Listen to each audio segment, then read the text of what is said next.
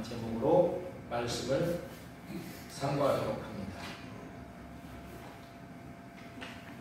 우리는 모두가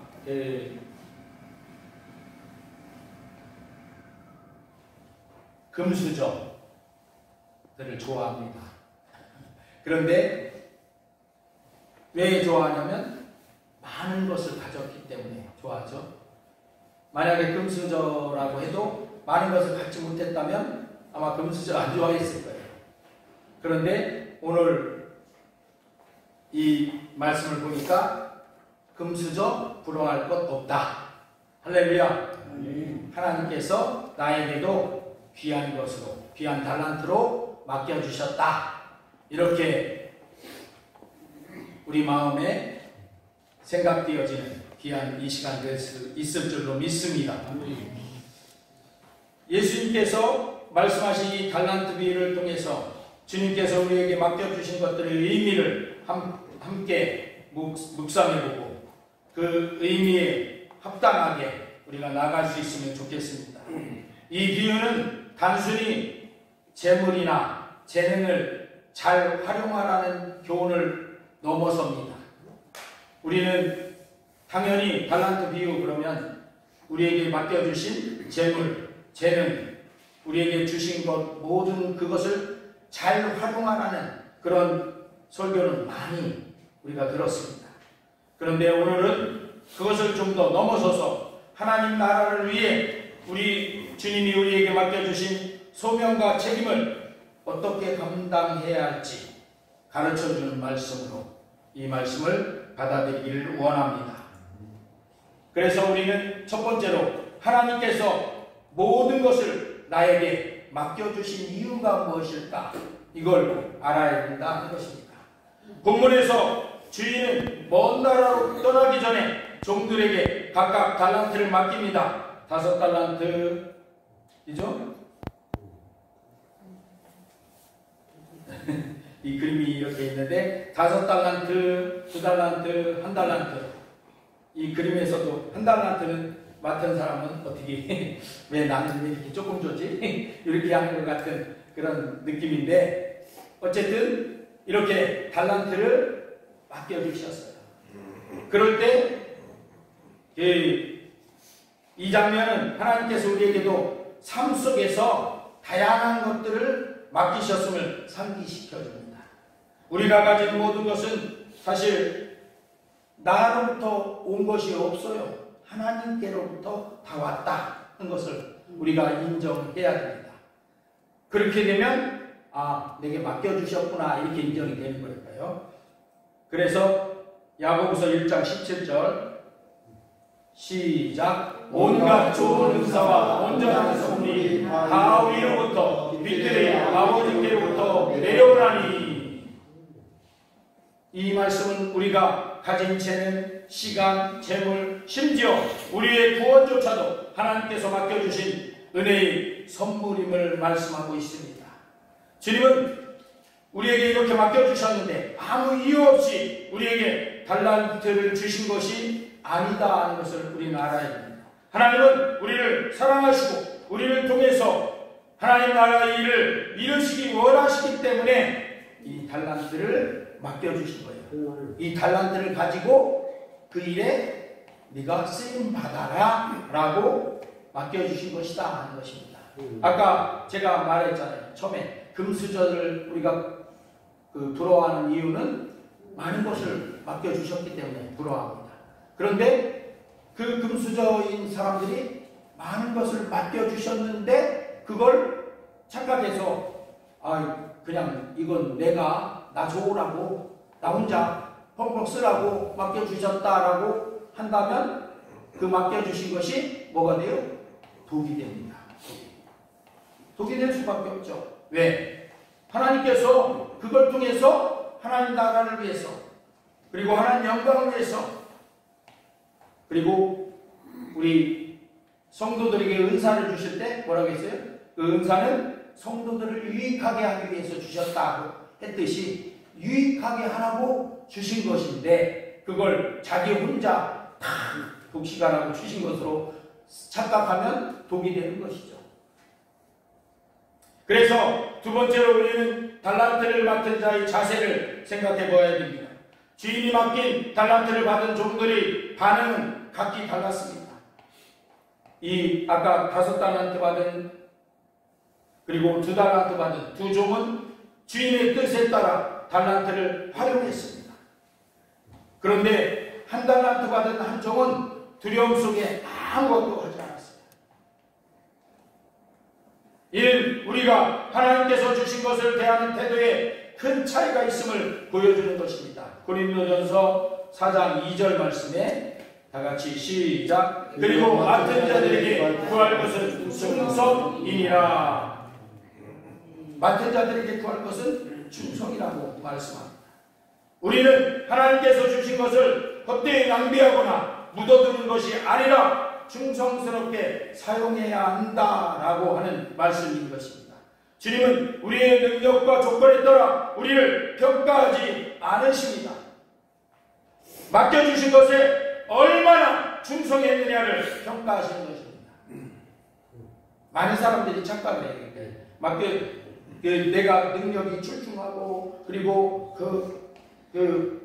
많은 것을 이렇게 할 수 있다 하는 그런 것을 평가받으려고 하는 것이에요. 그런데 주님은 사실은 맡겨주신 것에 대해서 이것에 네가 중심으로 충성했느냐 아니냐 이것을 평가하시는 것을 우리는 간과하지 말아야 됩니다.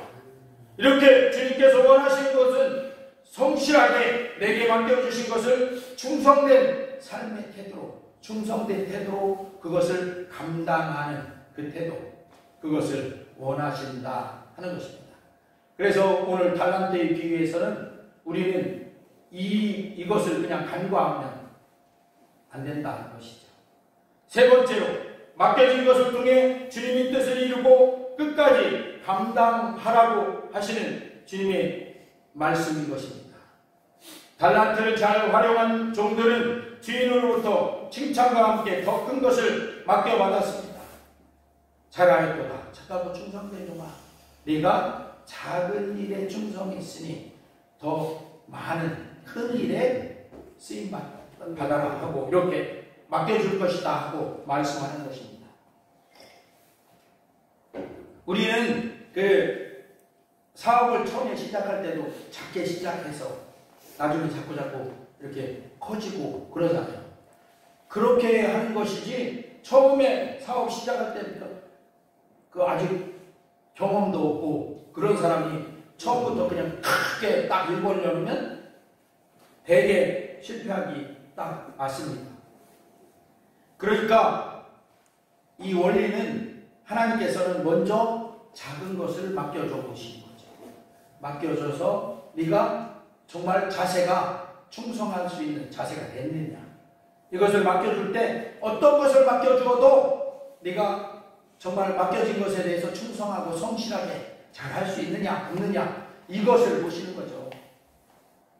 물론 우리 사람들이 평가할 때는 네가 능력이 있느냐 없느냐 이걸 많이 평가해요. 그런데 하나님이 평가하실 때는 능력보다 먼저 네가 작은 일이든 큰 일이든 또는 이런 일이든 저런 일이든 네가 충성스럽게 성실하게 잘 감당할 수 있느냐 감당하느냐 그 자세를 보신다 하는 것입니다. 그래서 우리는 주님의 이 뜻을 잘 알고 우리에게 주신 달란트를 기뻐하는 그걸 주님이 기뻐하시도록 잘 감당해내는 충성스럽게 해내는 우리가 되어야 됩니다.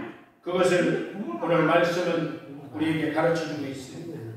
그래서 에베소서 2장 몰라 다 기회 있어. 나는 내가 올라가면 기회 올라. 에베소서 2장 10절 여기 같이 읽습니다. 시작. 우리는 그의 만드신 바라 그리스도 예수 안에서 선한 일을 위하여 지으심을 받은 자니. 우리는 주님이 맡기신 달란트를 통해 선한 일을 이루며 하나님의 영광을 드러내야 한다 하는 것입니다.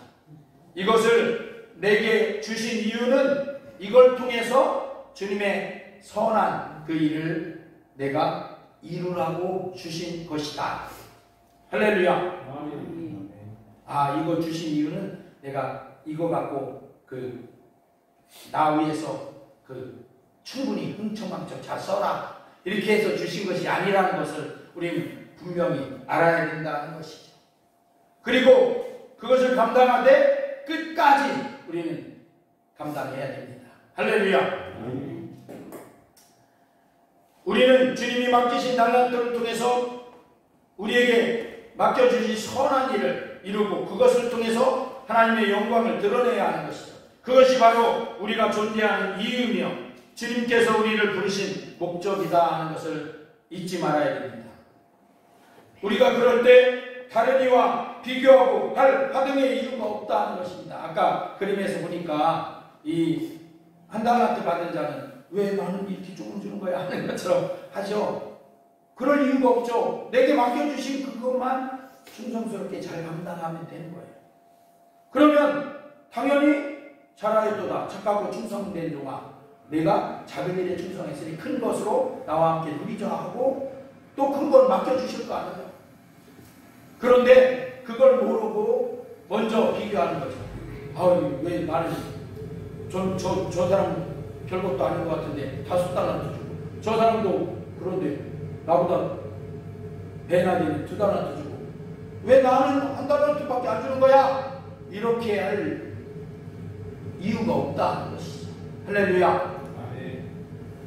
우리 사람들이 아까 말했던 금수저, 흙수저 이런 이야기가 나온 것도 사실은 그런 의미에서 나온 것 같아요. 전 금수저는 많이 받았다. 나는 흙수저니까 아무것도 받은 거 없어. 이렇게 하는 비교한 그런 비교가 필요 없습니다.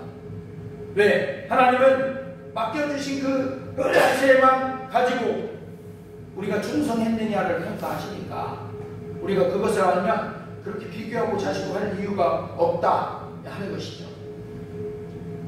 달란트를 1달란트 받아서 묻어둔 종은 주인에게 큰 책망을 받습니다.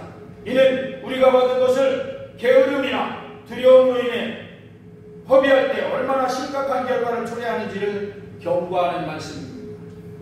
그러나 만약에 주님께서 주신 것을 작든 크든 간에 그걸 믿음과 사랑으로 감당한다면 주님이 기억해 주심을 히브리서 6장 10절은 우리에게 약속하고 있습니다.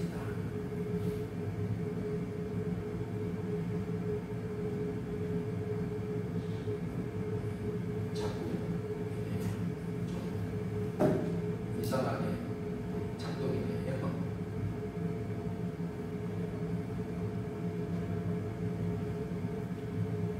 히브리서 6장 10절